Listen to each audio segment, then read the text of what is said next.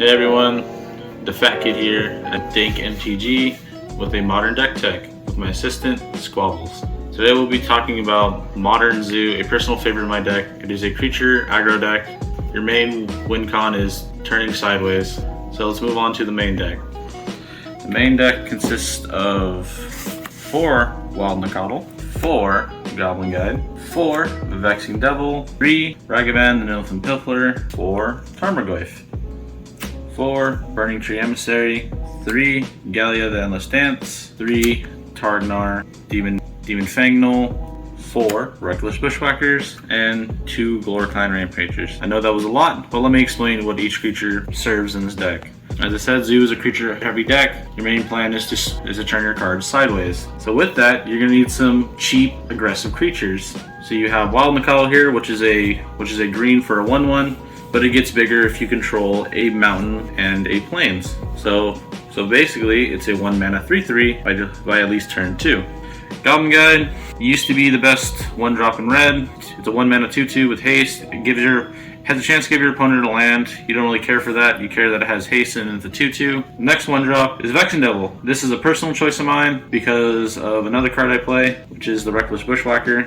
At worst, it's a 1 mana 4 damage. At best, it's a 1 mana 4/3 that you can give haste potentially. It's a very big creature. It has its uses. I just love this card personally. Ah, so good. Ragavan. Everyone knows about the monkey nowadays. You know, the contender for the best 1-drop in red. Who knows? Everyone knows, actually. A lot of people. Ragavan's is a really good 1-drop. He comes down early. He may not have haste, but he gives you the mana that you need to continue more plays. Because your goal is to really just dump your hand and win before your opponent can. Tarmogoyf was a choice of mine. I used to play Fire Drink Shaders, which was a 2/1, but that wasn't really working out because someone blocked me with a Death Shadow, and I think it was 7. So yeah, Tarmogoyf, one of the better green drops, one of the better green creatures out there. He's been outclassed nowadays, but I still believe he's a good card. Next up, we have 4 Burning-Tree Emissary. Burning-Tree Emissary is a really aggressive card because it gives you a red and green when it enters the battlefield, which lets you play the plethora of 2-drops you have and so much more. It feels good when you play multiple Burning Trees and play a 2-drop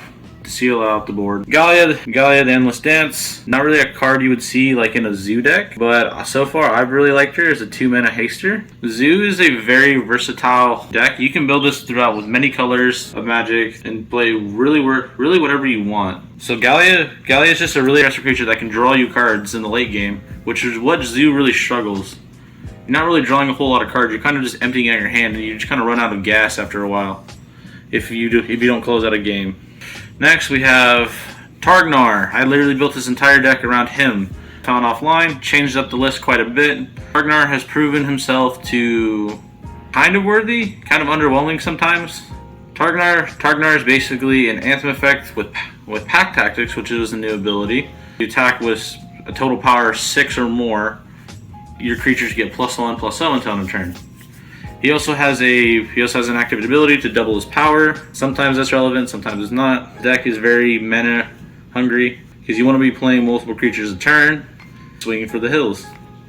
Reckless Bushwhacker. Reckless Bushwhacker is a very aggressive creature that goes in a lot of things. It combos really well with Burning-Tree Emissary. Because you can go Burning-Tree into a Reckless Bushwhacker, giving him all haste, +1/+0, because he's 3 mana. But with the power of Surge, a very unique mechanic he has, means that you can pay him for a red and a green. You can pay a red and 1 instead of his mana cost. And when you Surge him out, he gives all your team haste and +1/+0. He's your very aggressive, kind of finish out the game or deal as much damage as quickly as possible. And he's a really good card. Ghor-Clan Rampager. In many Zoo decks, you might see this, you might not see this. It's a very aggressive card with the word Blood Rush, which means you pay a red and a green for this one, discard it, give +4/+4 and trample to attacking creatures. So you just go to combat, you swing, they choose to block your creature, you just pump them up Blood Rush, +4/+4, trample. Super nice, super good. And if not, at worst, he's a 4 mana 4/4 with trample. Sometimes you have to, sometimes you don't. But moving on. That runs out the creatures. Now we'll move on to the plethora of instants and sorceries I have. 4 Lightning Bolt, 2 Atarka. Shocking! This is a creature deck. You really rely on your creatures to do something. But you have probably the most aggressive card in red, Lightning Bolt. 3 mana, 1 mana, can't beat it. Atarka's Command. Hey, a card that hasn't seen that much modern play in a long time. Atarka's Command is a great kind of catch-all. Atarka's Command has many different modes to help to aid you in whatever. Atarka's Command can stop your opponent from gaining life. It can be a Lightning Bolt for 2 mana. You pump up your team and give them reach. It has that versatility. And it's very less used ability, which is putting a land into play. Some decks may use it, some might not, but this card has kind of fallen off in favor for others. I still really like it, and that's why I play a 2 of. All those out of the way, we move on to the mana base. Zoo is a very mana intensive deck because you'll run 4 Windswept Heaths, 4 Arid Mesas, 3 Wooded Foothills, 3 Stomping Grounds, 2 Sacred Foundries, 1 Temple Garden, and you play 2 basics. Zoo is a very mana hungry deck, and it really relies on you to have your colors. So you play a very greedy mana base. This right here, Blood Moon would destroy. But this is what you have to do to get it in. You play a lot of fetch lands to make sure you always have your colors when you need them. You play 3 Stomping Grounds because you're obviously a red-green deck at heart, but you're a Naya deck at heart. That's why you have 2 Sacred Foundries and a Temple Garden to help Wild Nacatl become a 3/3 by turn 2, and to also for sideboard cards later. You play 2 basics because obviously being Feel the Ruin, Blood Moon, and other things feels really bad. I used to have a Plains in. I kept on drawing it and feeling really bad playing it because I really didn't need a solid white. I just needed more for Wild Nacatl, so I put in a Temple Garden because I cared more about green and if anything, if I truly need it. Moving on to the sideboard now. Your sideboard will probably differ. Zoo can play a plethora of cards, lands, and sideboard cards. Zoo is a very versatile deck, and basically if you see a kind of aggressive type of creature, you can probably put it into a Zoo deck, and it might do just fine, it might not. I'm playing more of a Reckless Bushwhacker, which is what the namesake, one of the cards is named after, to basically just flood the board and swing with haste. But your sideboard is kind of your silver bullets, things you need that your main deck can't really deal with. Play 4 Path to Exile for Murktide, Durban Anglers, Death Shadow, basically anything big that your lightning bolts can't really deal with. We have 3 Tormod's Crypt. That is your Grave Hate. I play this as a preference thing because Reckless Bushwhacker has Surge. You can play this for 0, trigger Surge, and play Reckless Bushwhacker for 2 instead of 3. It's your Graveyard Hate. There's a lot of decks that this can't beat. It also pumps up your Goyf if need be. 2 Collector Ouphe. Hey! A card I rarely see all the time. It's a Stony Silence on a creature. The reason why I play this over Stony Silence is because it is a creature. Most people have ways to remove Stony Silence. Most decks that want to remove Stony Silence will side it in against you because they know you might play it. Collector Ouphe is a good way to stop that.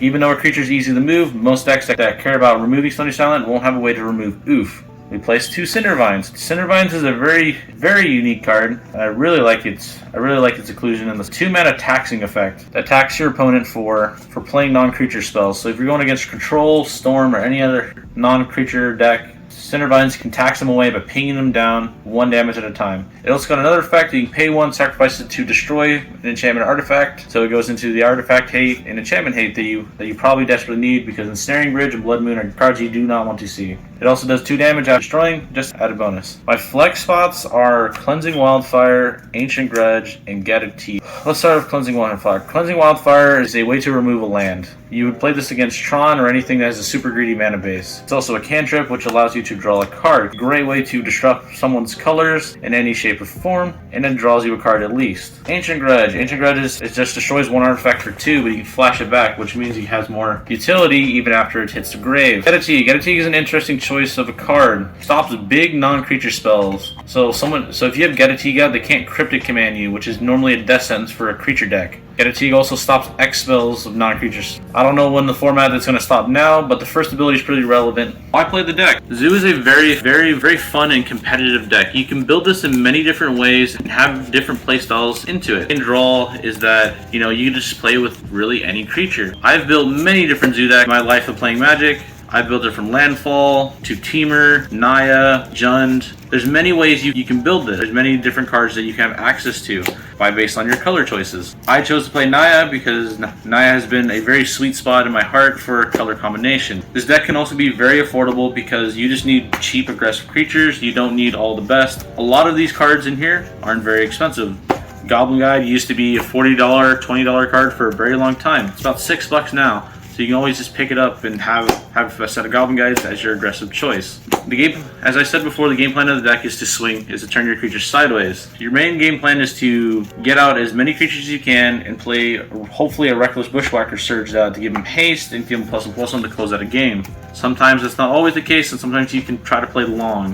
Many of the cards in here aren't really like longevity, they're really quick and to the point. Tarmogoyf is a great example of if a game goes on too long, you kind of have an out. There's not really a whole lot of interactions other than just going Burning-Tree. Basically, your interaction really is just going into something as a simple interaction is just going Burning-Tree, surge out a Reckless Bushwhacker to give it haste. So you swing with that. That's already 8 damage on the board, and that can be as early as turn 2, especially if you have more. Have a Goblin Guide or Vexing Devil or Wild Nacatl, that's a lot more damage put on the board. You can hit really hard and fast really early on. Any additional thoughts? Yes, it is very easy to tunnel vision in Zoo. Sometimes I have done it many times where I've played creature decks and I've just swung, not looking at their mana. You really have to think about the situations at hand and what you're doing. So a lot of times you'll be blown out because of crackback or you didn't see something that your opponent did. So tunnel visioning is very easy to do, so it's something you want to avoid. Zoo may be an aggro deck, but it can be an aggro deck that can grind out games. A really smart Zoo player knows when to sit back and play a little defense while their opponent, puts on the offense against you. Conclusion is Zoo is a deck that holds a very special place in my heart and follows through with what I like to do, which is turning my cards sideways. But it's also really competitive enough that it holds its own against other decks. If you check out our other videos, hey, I hopped on there and played Zoo against a lot of decks. Anyway, guys, that is the deck tech, and always remember, stay dank.